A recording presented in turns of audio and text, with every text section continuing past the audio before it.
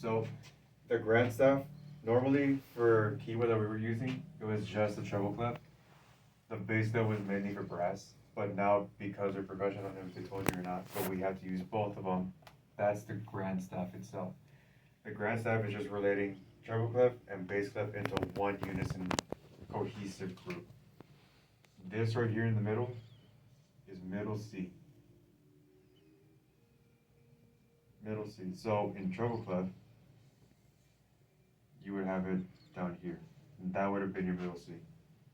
In bass clef, this one up here, that's our low C, their high C. These are the same note on the keyboard. Cool? On there, it's you have the low octave, the low register. You have that C right next to it. The C octave up from that one is your middle C.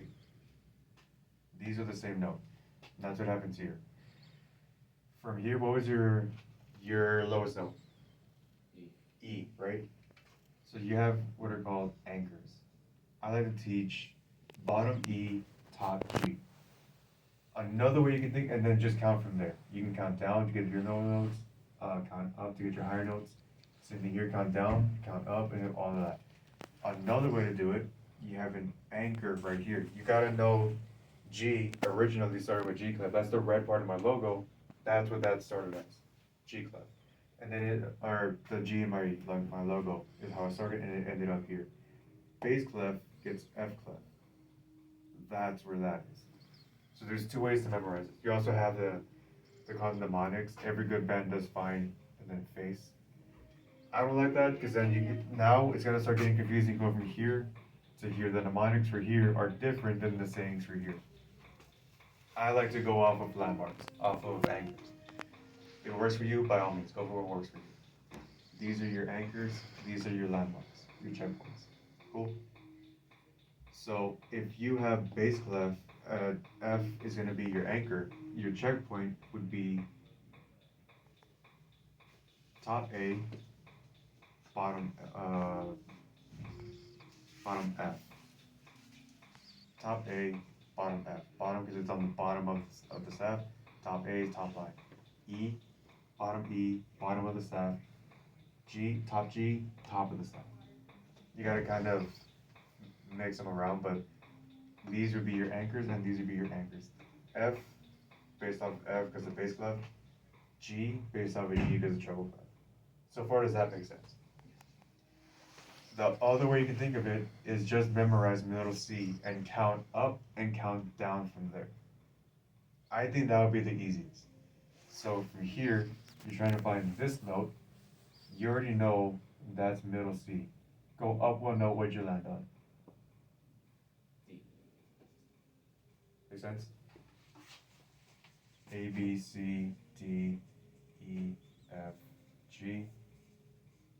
Going up, going down, and then you just repeat G up to A, going again, going down, A, down to G, and you should keep repeating over and over and over again. So this was your note D, right? Go down to here, C, go down one, which you land on? B. Go down another one, A. go down another one. G. Does that make sense? You just found your first note in bass clef, based off of what you just did for you. Cool. The hard part is going to be knowing which mallet to play. So you have a line going, let's say something like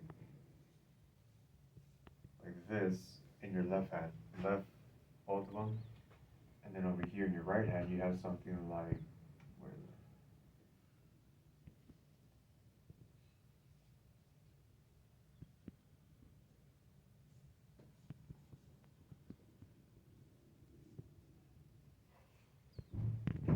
Something like this. 1, 2, and 3, 4. The hard one's gonna figure out which mallet gets what. This you already know, mallet 1 is the bottom note, mallet 2 is the top note, right? Because bass clef gets your left hand, treble clef gets your right hand. In general. Here, you have your low note and your high note. Is it gonna be smart to put mallet 4 all the way down here and cross over your third mallet? No, right? So what's your top note gonna be? In general. G. No. So you have mallet 1, mallet 2, then you gotta worry about mallet 3, mallet 4. Which mallet is gonna get the top note? 4. 4, right? That would be the easiest. Sometimes you might wanna change that, but for right now, just in general, that would be where your starting point. Your lowest note in treble clef, generally speaking, would be what mallet? 1, 2, 3, or 4? 3. 3, right? Because it's your right hand. So now from here, you gotta figure out a sticking. Here's where alternating doesn't make any sense. Not really. Because you gotta worry about this, gotta jump all the way up here and then back down if you're gonna alternate with your left hand. You don't wanna have that happen, so all of these notes need to be taken care of with your right hand. What I would do, because these are super close together, I would still do mallet 3 for both of those. 1, 2, and 3. And then this is closer here than it is there, right? That's 4 notes away. This is only 1 note away. What's gonna be easier? Bringing mallet 4, 4 notes away, 5 notes. 5 notes away. Is it gonna be easier bringing mallet 4, 5 notes away, or bringing mallet 3, 1 note away? Mallet 3, 1 note.